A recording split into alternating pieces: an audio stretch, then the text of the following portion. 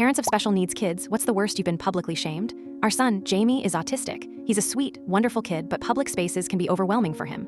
Sometimes he has meltdowns. They're loud, intense, and deeply distressing for him. For us, the hardest part wasn't the meltdown itself, but the judgment from strangers.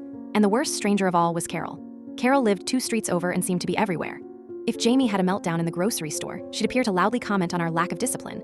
If he struggled at the park, she'd tell other parents we were letting him run wild. She once followed us to our car to hand us a pamphlet for a military-style boot camp for problem children. She was a self-righteous bully who had decided our family was her personal project. One day, my husband had an idea. "She's always performing for an audience," he said. "What if we gave her a bigger one?" We started discreetly filming Carol. It wasn't hard. Her own public behavior was bizarrely emotional and uncontrolled. We filmed her screaming at a teenage barista for putting too much foam in her latte. We filmed her having a full-blown tantrum in a parking lot over a spot she thought was hers.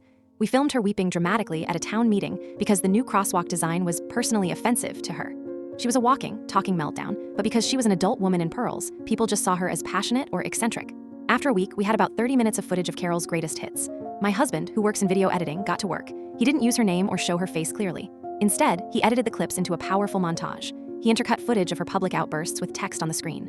Sometimes, managing big emotions in public is hard. Followed by Carol screaming about a parking spot. It can be overwhelming for anyone. Followed by her tantrum at the coffee shop. The final text read, "Neurodiversity is all around us. Let's lead with compassion, not judgment." He set the whole thing to gentle, inspiring music. It was a masterpiece of passive aggression. We anonymously uploaded the video to the town's community Facebook page, framing it as a public service announcement from a concerned citizen. The reaction was immediate and overwhelming.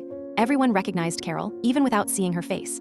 Her mannerisms, her voice, her favorite scarf, it was all her. People started sharing their own stories of being harassed by her. The tide of public opinion turned completely. The next time we saw Carol at the grocery store, she was the one getting the stares. She saw us, her face turned bright red, and she practically ran out of the store. She never bothered us or anyone else again. My lights are now set to a bright, cheerful pink every single night.